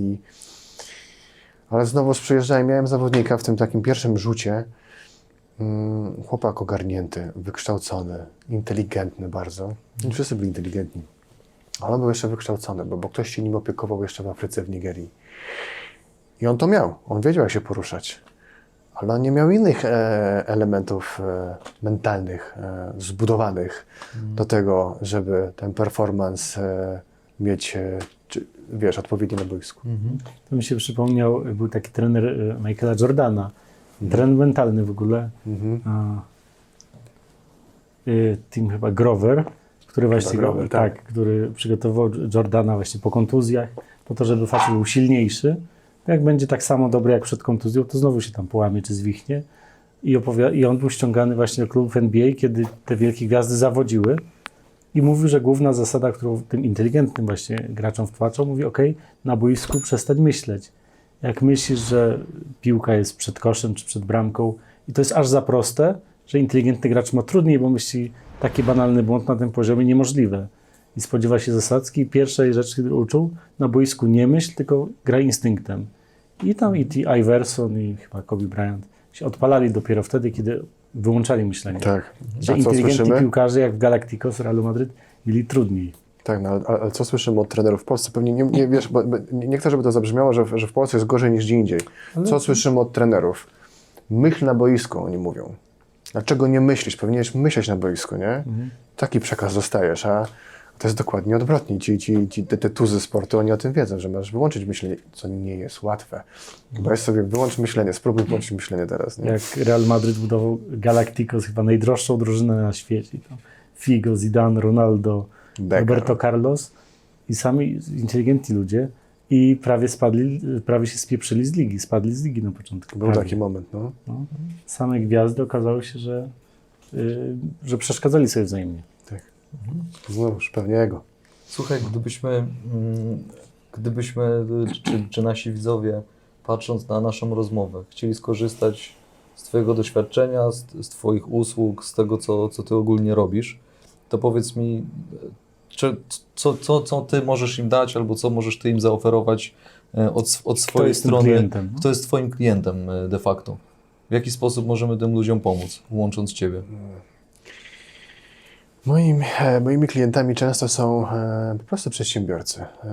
To są fani oglądania sportu na żywo. To są fani chociażby Realu Madryt. To są fani innych drużyn. To są fani tenisa. To są fani Formuły Twój brat 1. na przykład. Którzy chcą wyjeżdżać na te najciekawsze, największe wydarzenia sportowe na świecie, na które często ciężko zdobyć jest bilet, albo nie wiesz, jaki ten bilet kupić. I to są naprawdę drogie rzeczy czasem. Finał Ligi Mistrzów to są naprawdę już wydatki rzędu 3, 4, 5 i w górę 1000 euro za bilet. Więc to nie jest dla każdego. Nie szukamy każdego. Każdemu pewnie chcielibyśmy pomóc, nie dla każdego, co nie znaczy, że nie mamy produktów dla każdego też, bo jeżeli jesteś ekskluzywnym agentem FIFA na dany rynek, my w Nigerii mamy wyłączność, czy mieliśmy przez kilka poprzednich mistrzostw świata wyłączność na rynek nigeryjski do sprzedaży VIP-owskich biletów hospitality na mistrzostwa świata, to jeżeli jesteś tam, to możesz oficjalnie o tym mówić na świecie i rozmawiając z innymi partnerami na świecie, którzy sprzedają I masz tę bilety. legitymację FIFA. Mamy legitymację, wchodzimy tam, to oni już wiedzą, że skoro my, że FIFA, czy ten globalny partner FIFA nas zaakceptował jako swojego i dał nam ekskluzywne prawa do sprzedaży ich produktów na danym kraju, to oznacza, że my jesteśmy na najwyższym poziomie na świecie. Więc każdy mamy łatwość wszędzie wejścia, a to oznacza teraz, że już mamy bilety w zasadzie na wszystko, na różnych poziomach cenowych. Oczywiście my celujemy tego klienta premium, ultra premium, te kwoty w kilka tysięcy euro za bilet, czy kilkanaście tysięcy euro za bilet. Niemniej jednak mamy też rzeczy i Czy to jest produkty. tylko piłka nożna? Właśnie o to chciałem zapytać. Wszystkie sporty. Głównie piłka nożna, tak? Ale Wiesz co, wszystkie sporty, tak? Wiecie co? 3 główne sporty w Polsce. Piłka nożna, wiadomo, no bo tam mnogość tych klubów piłkarskich i rozgrywek jest ogromna. Tenis teraz, no bo Iga Świątek, no bo Hubik Hurkacz. No i oczywiście Formuła 1, no bo zawsze Formuła 1 tam jest. No bo to jest To oczywiście, dla nas to nie było oczywiste. może nie dla każdego, tak. I z mojej perspektywy gościa ze świata sportu, To są 3 główne sporty. Oczywiście jest rugby. W Polsce nie jest No właśnie. popularne, ale na świecie jest popularne. I inne mniej niszowe sporty też Baseball? jesteśmy w stanie. Baseball NBA? nie miałem nigdy. NBA jak najbardziej. Zapytania są. Mamy NFL, mamy Super Bowl. Super Bowl. Super Bowl. Najdroższe. Najdroższe bilety są na Super Bowl. To jest. My już teraz mamy te bilety, dostaliśmy nową ofertę i tam zaczynamy plus minus od 10 000 euro za bilet. Zwykły bilecik gdzieś tam na górze stadionu. Znaczy, wybacz takie tendencyjne pytanie odnośnie tego, kto jest Twoim klientem, ale chciałbym, żeby jasno wybrzmiało w naszej rozmowie. Właśnie oglądają nas ludzie, którzy nie tylko oglądają czy fascynują się piłką nożną, ale są właśnie inne dyscypliny. Nie chciałem, żeby zostało tak, że tylko piłka nożna de facto, bo trochę tak to w tym kierunku szło. Tak, łatwo zakategoryzować. Dokładnie tego bym nie Dobrze chciał. się wyjaśniło. Więc mamy 3 tak naprawdę dyscypliny. 3 główne, Mental, plus cała to reszta. też? Plus cała reszta. Opieka mentalna też? Czy to jest taka nisza na razie? Wiesz co, Czy jest taki produkt? Jest produkt i patrząc na ten rok od początku 2024, ja świadomie się sfokusowałem na tym głównym biznesie, którym są te bilety. I wokół tych biletów też, żeby to wybrzmiało w takim razie, my też układamy pakiety wyjazdowe. Więc tutaj znowu celujemy w korporacje. No właśnie, bo to chciałem zapytać, czy to są pojedyncze bilety, czyli na przykład jak ktoś ma pomysł na to, że chciałby kogoś, nie wiem, wynagrodzić za świetny rok, fajny jakiś bonus, czy można wziąć sobie na przykład 5 osób albo więcej, więc czy są jakieś widełki? No bo nie wiem, czy coś takiego funkcjonuje. Tu i tu jesteśmy szczęśliwi. Tu i tu mam na myśli, jeżeli ktoś chce przyjść po 3, 2, 5, 7 biletów i ten członek zarządu chce zabrać, może prezes zarządu chce zabrać cały zarząd lub swojego najlepszego klienta, to jak najbardziej jesteśmy szczęśliwi, żeby sprzedać te 3-5 biletów na dane wydarzenie sportowe. Jeżeli dany zarząd chce wokół tego wyjazdu na wydarzenie sportowe ułożyć cały pakiet wyjazdowy, bo chce całym zarządem wyjeżdżać. Mamy takiego klienta i tam opiekujemy się całym zarządem. Opiekujemy się panią prezes i wiele różnych usług dla niej robimy, ale też zabieramy cały zarząd raz do roku na wyjazd, gdzie mamy ich zaskoczyć czymś, tak żeby oni mogli budować relacje między sobą, dając im jak najwięcej prywatności, bo to jest kluczem w przypadku tej firmy. Prywatność i ekskluzywność. Oni nie chcą się miksować z nimi. Oni chcą być w tłumach, w sensie wydarzeń sportowych. Wiadomo, że tam patrzymy zawsze na co najmniej kilka tysięcy osób. Aczkolwiek oni mają mieć swoją ekskluzywność. Gdziekolwiek Jak na się poruszają. Stamford Bridge, swoją lożę. Swoją lożę. 6. Czy jakiś koncert w Londynie, czy idziemy do knajpy, robimy private dining experience, więc oni są w restauracji, ale te restauracje oni są wciąż odcięci, bo oni mają mieć tą swobodę i ten komfort mówienia, o czym chcą między sobą. Wśród swoich, bo tam jest dla nich ważne, żeby nikt się nie poczuł niekomfortowo, jeżeli będą między sobą żartowali w jakiś tam sposób, bardzo otwarty na przykład, więc nikt z zewnątrz nie powinien tego słyszeć. Fajnie. To się specjalizujemy właśnie w tych takich grupach ekskluzywnych, doświadczeniach. Nie usłyszałem nigdy wcześniej od Ciebie i cieszę się, że to wybrzmiało, bo to faktycznie... Nawet się nagrało. Nie? Tak, dokładnie. I świat teraz to słyszy. Tak jest, no, także zacznie się. Ale to jest fajne, bo uważam, że brakuje takich usług. Wydaje mi się, że popyt faktycznie jest i to nie jest jedyna korporacja, a mam wrażenie, że właśnie za granicą, właśnie UK czy Stany, to jest to na porządku dziennym, tak? Że jest to... Corporate hospitality, no właśnie, to się nazywa. I znowu nie mylić ze szpitalami. Tak jest. Więc tak, no, więc fajnie, że o tym powiedziałeś, bo uważam, że to jest i usługa, i produkt sexy.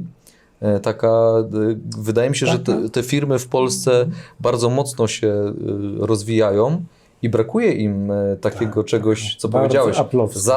Zaskoczcie nas, tak? Zaskoczcie nas czymś, wiesz mniej więcej główne punkty, tak? Ma być intymnie, mamy być w swoim gronie, mamy być otwarci, nikt ma tego nie słyszeć. Zaskocz nas, zróbcie coś po prostu wow, tak? I myślę, że to nie jest takie łatwe do zrobienia. W tym to nasza specjalizacja i pewnie tutaj wkracza to moje doświadczenie z Londynu, ten szofer, ta obsługa tych klientów premium, bo oprócz tego, że ja miałem ich w samochodzie i oprócz tego, że mogłem sobie z nimi rozmawiać i słuchać, i to była mega wartość, ja Ja widziałem, gdzie ci ludzie z tego najwyższego poziomu, Bywają. gdzie oni bywają. Mhm. Więc ja nie wiem, gdzie oni bywają. Ja wiem, wiesz, ja znam niuanse i detale, plus to, co ja się nauczyłem pracując tam, to ja się nauczyłem obsługi ich. Ja wiem, jak nimi zarządzać. Ja wiem, kiedy mam być i kiedy mam nie być. I to, co ja lubię słyszeć wtedy od nich, czy od kogo innego, bo obsługujemy też innych firm, korporacje, czasem zabieramy 20-30 osób ze sobą na wyjazd, tych najlepszych sprzedażowców na przykład z danej firmy czy korporacji. I ci bardziej włączeni tam, oni dostrzegają różnicę w obsłudze z tym, kim jeździli wcześniej, czy może dalej jeżdżą. A wtedy, kiedy jeżeli ja mam czas w ogóle pojechać z taką grupą, to nie widzą, że i to, co się powtarza, to jest to słowo cień. Że ty jesteś jak cień i ty masz być jak ten cień. Kiedy jesteś potrzebny, to masz tam być i masz reagować. Ale kiedy ma ciebie tam nie być, to ciebie tam nie ma.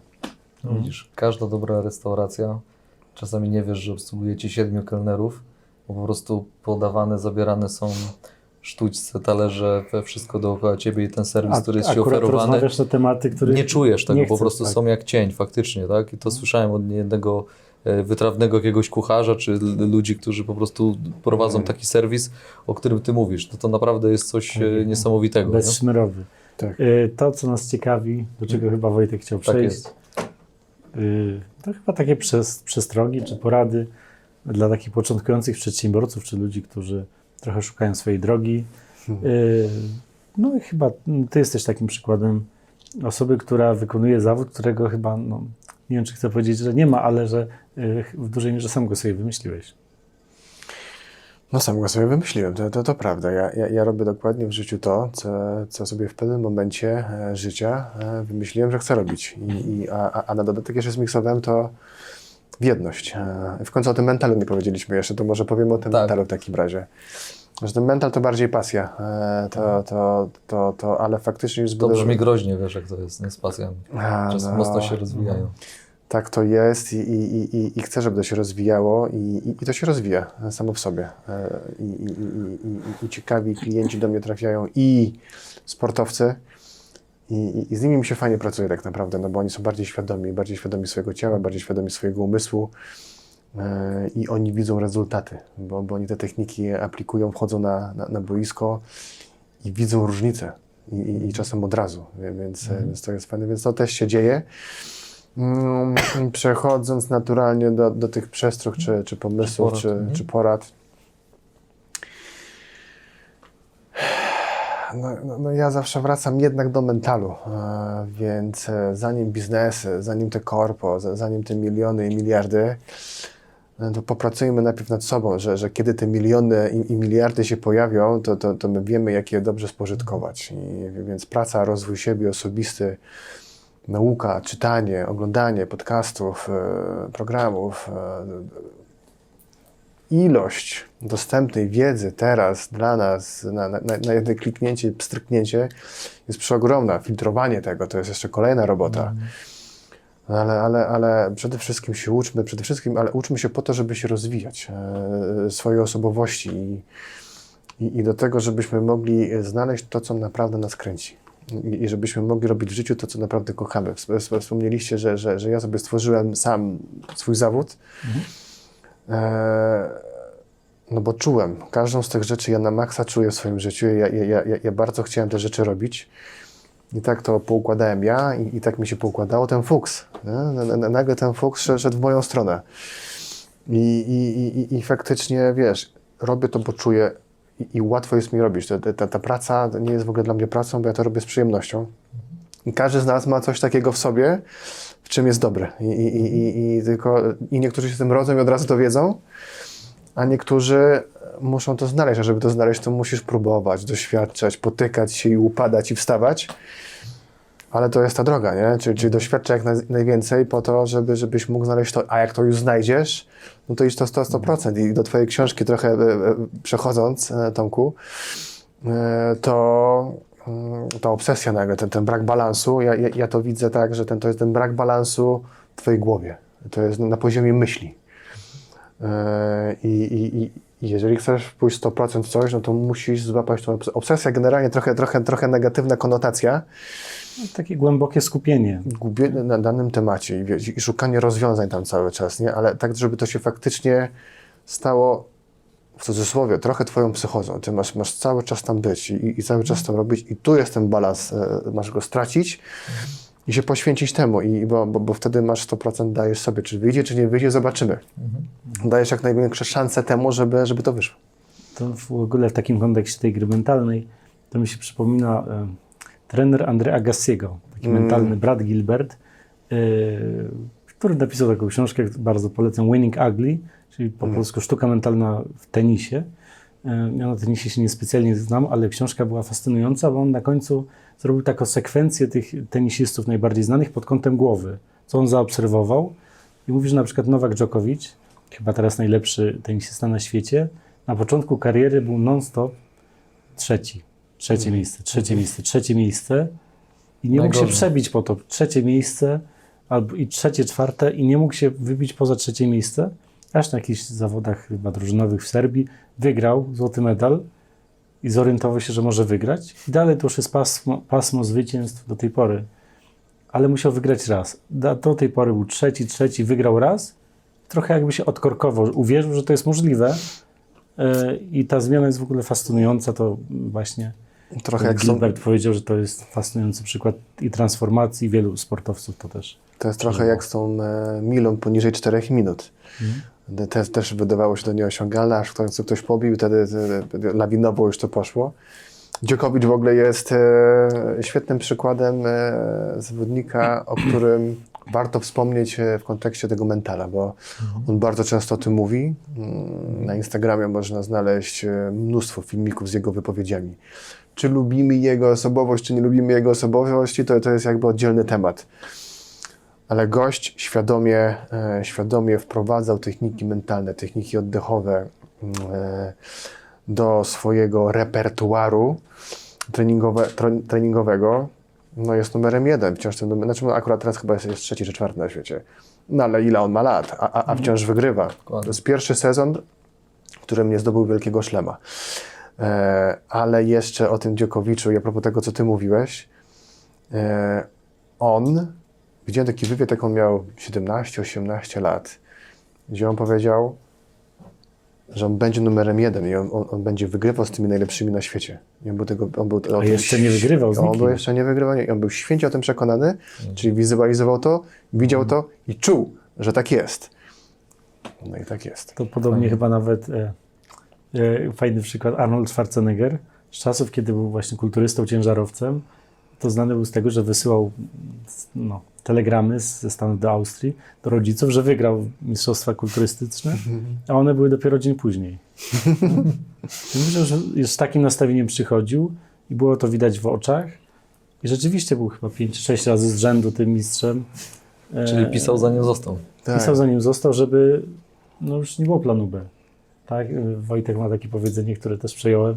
No nie jest cenzuralne, jest bardzo fajne. Pieprzyć plan B.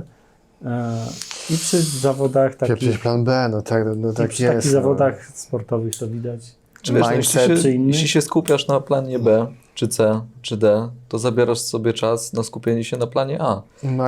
Mindset is king i to jest, wiesz, a są 2 szkoły tutaj. Pewnie nie 2, jest ich więcej, ale...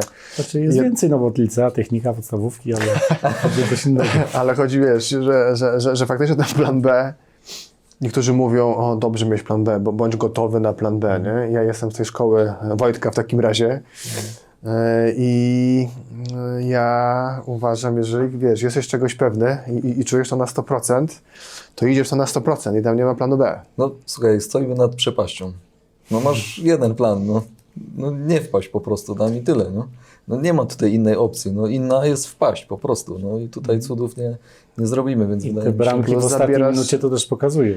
I tak, i ty dobrze to powiedziałeś, tam zabierasz sobie część tej energii, dokładnie, którą mogłeś dać planowi poświęcić, E. a żeby wypalił po prostu, tak? Tak.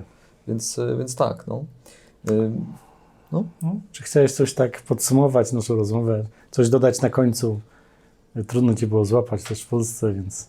Czy warto było przyjść, nie warto? Jak Super rozmowa. Że tutaj nie wiem, czy się zgodzicie, ale mam wrażenie, że tak, że flow było. Było, no. Fajnie i na luźnie się gadało. A jeżeli mogę dodać w takim razie coś, to wracając trochę do Nigerii, a nie trochę, wracając do Nigerii. Organizujemy wyjazd dla polskich przedsiębiorców do Nigerii. Kiedy? Pod koniec listopada tego roku. Szukamy przedsiębiorców, którzy nie tylko chcą sprzedawać na tym ponad 200-milionowym rynku, bo tam wiele osób chce sprzedawać, ale szukamy i takich przedsiębiorców też zapraszamy do rozmowy, bo też dla nich mamy partnerów w Nigerii, z którymi możemy ich połączyć. To, co chcemy osiągnąć, to chcemy pokazać tą Nigerię tam, gdzie ona tak naprawdę jest. Ja byłem w marcu tego roku w Nigerii i ta Nigeria jest dalej niż nam się wydaje, że ona jest. Nigeria to jest pierwsza gospodarka Afryki. Bardzo dużo, bardzo bogatych ludzi. Oczywiście bieda ogromna jest na ulicach. Ze skrajności Kontrast. Totalne skrajności, Kulczyk tam polaryzacja. przecież też dużo próbował, nie? Ile lat temu Ile lat temu. polscy przedsiębiorcy są. Marek Zmysłowski był, bardzo ciekawe historie. właśnie, Mamy teraz ze znacie sobą się. też, poznaliśmy się, tak, kilkakrotnie się widzieliśmy, zapraszaliśmy się nawzajem na eventy, które organizowaliśmy. Bardzo ciekawą ekipę zbudowaliśmy ludzi tu w Polsce i tam w Nigerii, żeby połączyć te dwa rynki. Ale do czego zmierzałem, szukając tego idealnego profilu przedsiębiorcy, którego chcemy ze sobą zabrać. To jest duży przedsiębiorca, który chce wejść na tamten rynek, nie tylko sprzedając, bo my chcemy dać też wartość Nigerii. Jeżeli przeprowadzimy... Czyli Nigeria miałaby wejść tu. To też może swoją drogą, ale to, co mam na myśli, to jest ten przedsiębiorca z Polski, który chciałby tam wejść, ale zainwestować, czy choćby czas, pieniądze, dać technologię, dać know-how, połączyć siłę z przedsiębiorcami nigeryjskimi i w ten sposób wejść na rynek afrykański przez Nigerię. I tam produkować chociażby, dając miejsca pracy chociażby. Ciężki temat, ciężki rynek, duże ryzyko, No właśnie, a to, co my dajemy, to dajemy odpowiedni poziom kontaktu tam w Nigerii, czyli na poziomie, już nie będę teraz rzucał tutaj, kogo mamy, ale mamy najwyższe postaci w państwie, które są gotowe do rozmów, ale dla odpowiedniego poziomu przedsiębiorców z Polski, które chcemy tam przywieźć. Czy możemy powiedzieć, Podać albo barierę rzucić, wejścia? No, jakieś widełki chociaż? Nie, Co to myślę, znaczy myślę, że rozmawiamy o największych przedsiębiorcach w Polsce, o tych najbogatszych Polakach, o tych najbardziej rozwijających, najbardziej dynamicznie rozwijających się polskich przedsiębiorstwach, które skalują swoje biznesy za granicą i za granicą już są, już w Europie są i chciałyby, gdzie mają wejść. No to Afryka jest teraz idealnym rynkiem. A jakieś branżowe macie wskazówki, czy... Mamy wskazówki, no Afryka jest takim miejscem, moim zdaniem, po tej wizycie w Lagos, mega ciekawej, mega ciekawe miejsce do odwiedzenia, jeżeli chcemy złapać jakby inne kąty, jak to funkcjonuje gdzie indziej. Mamy na pewno to, co mi nigeryjska strona zasugerowała, logistyka, to jest edukacja, to jest służba zdrowia, to są loterie, to jest betting. I to jest, myślę, bardzo ciekawy produkt, pomysł, koncept dla polskich przedsiębiorców. Polska bettingiem stoi. Jesteśmy bardzo mocni, jesteśmy rozpoznawalni na świecie przez firmy bettingowe tutaj polskie. Czyli mamy te technologie odpowiednie, których tam brakuje. I tutaj mam na myśli nawet jeden projekt, który zacząłem obserwować, który podsunęli mi moi nigeryjscy partnerzy, że szukamy faktycznie kogoś, więc jeżeli ktoś ogląda z firmy bettingowej i chciałby przygodę i rozwoju i skalowania w Afryce, w Nigerii, to jesteśmy bardzo ciekawych partnerów w stanie postawić tam i takich szukamy w zasadzie.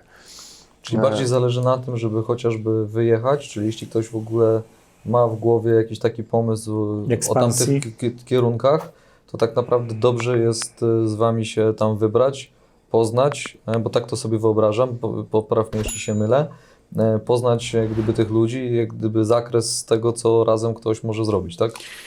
I to jest to, czyli my jesteśmy tym konsjerżem znowu, tam na miejscu w Nigerii, który ułatwi to wejście na tamten rynek, to jest jedno, ale drugie po prostu przybycie do obcego dla nas kraju, na obcy dla nas kontynent, w sposób taki, że czujesz się trochę jak u siebie, albo czujesz się zaopiekowanym, że masz swoich ludzi na miejscu w Nigerii. I to jest mega ważne, bo tutaj apetyt polskich przedsiębiorców jest bardzo duży na Afrykę generalnie i oni by bardzo chcieli, ale oni też się bardzo boją, no bo nikogo tam na miejscu nie znają, a jak to zrobić, więc ja w tym kontekście jestem Mogą się trochę tym skontaktować mostem. z Tobą. I ty Mogą możesz się ze mną pomóc. skontaktować, możemy porozmawiać, ja telefony zawsze odbieram i możemy porozmawiać o możliwościach, które taki wyjazd biznesowy, trochę też leżerowy dla fanu i turystyczny, kilkudniowy, jakie wartości taki wyjazd może przynieść.